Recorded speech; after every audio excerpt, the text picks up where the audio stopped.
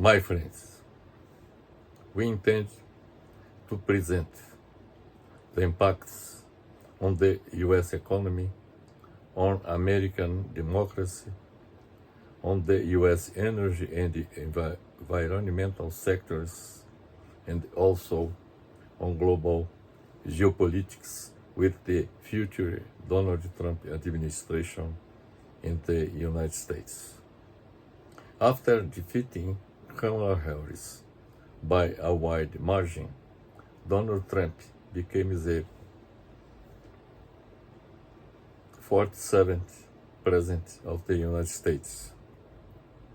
Trump won in most of the swing states and also won in the popular vote. His victory was complete with the Republican Party gaining the majority in the Senate and the House of Representatives. Now I am going to speak about economic impacts on the United States. Trump is in favor of adopting a 20%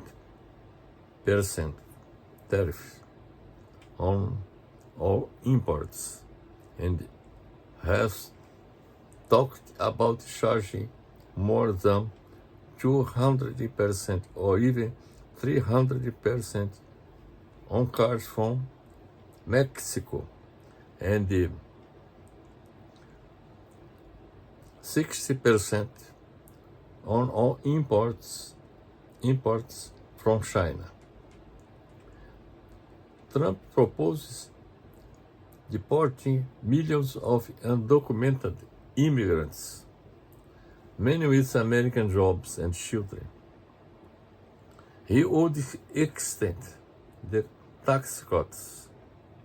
These policies would be inflationary, potentially creating a conflict with the Federal Reserve, the Fed.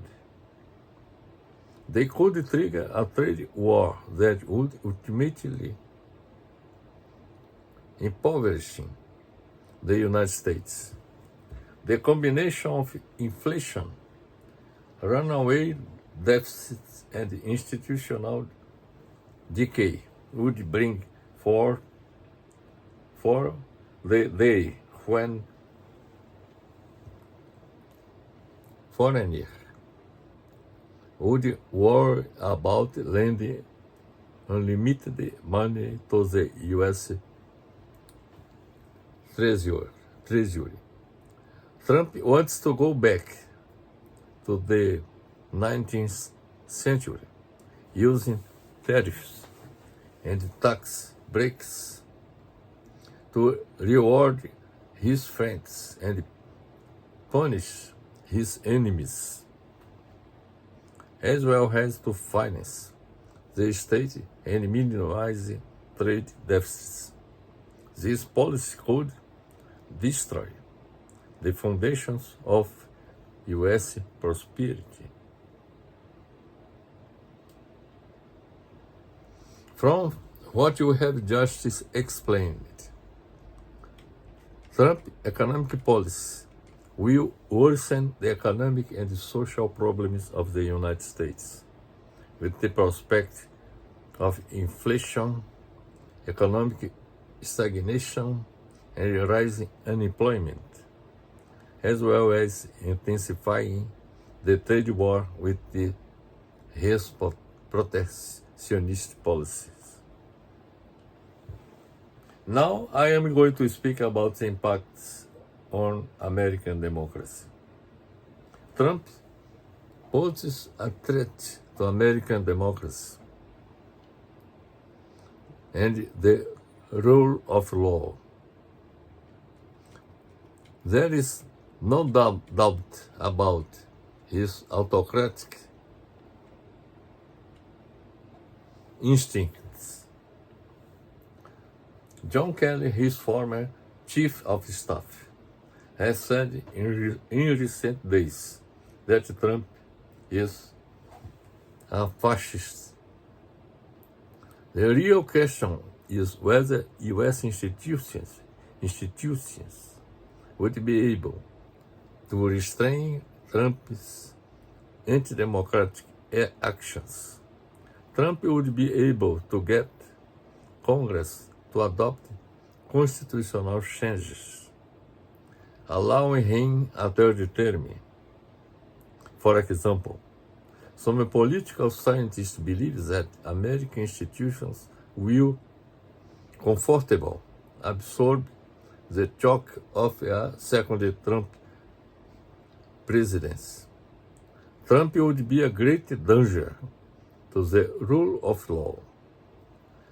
He seems, at least rhetorically, very fixated on revenge, having endured 4 separate criminal trials.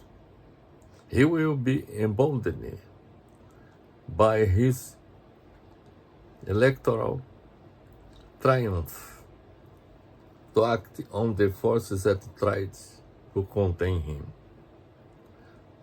Trump is likely to fire low-level civil servants and top U.S. generals, whom he considers too conscientious. From what you have just explained, it's quite clear that Trump poses a threat to U.S. democracy because, in power and with control of Congress, he could erode its democratic institutions and the rule of law.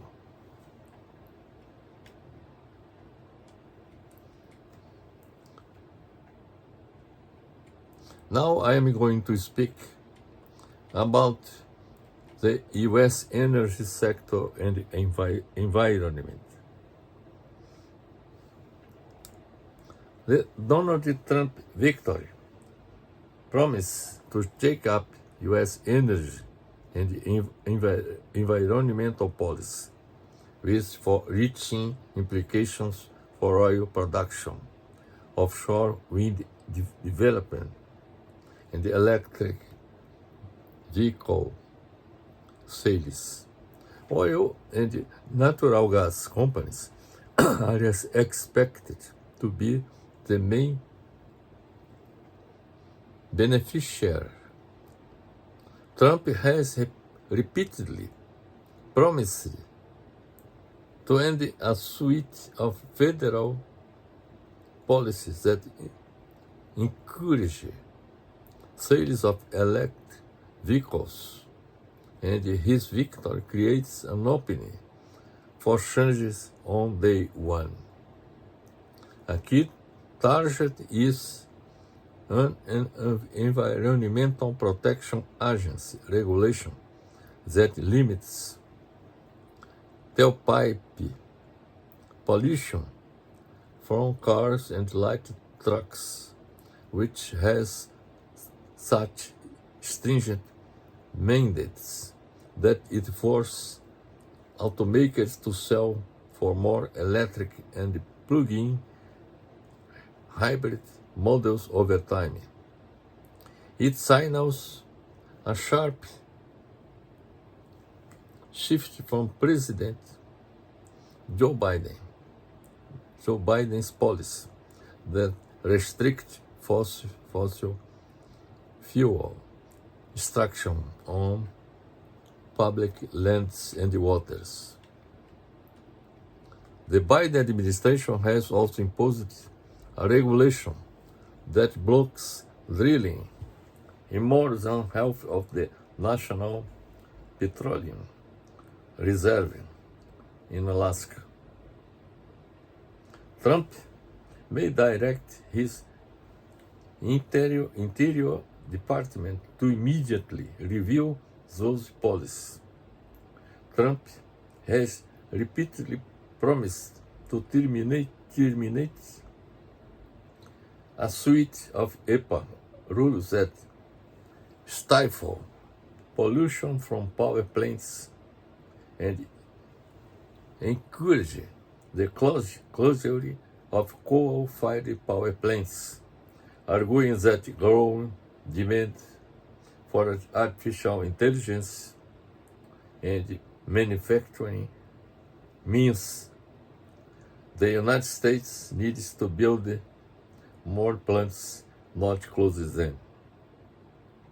Neither Trump nor his party is likely to sign on to any significant international initiatives to combat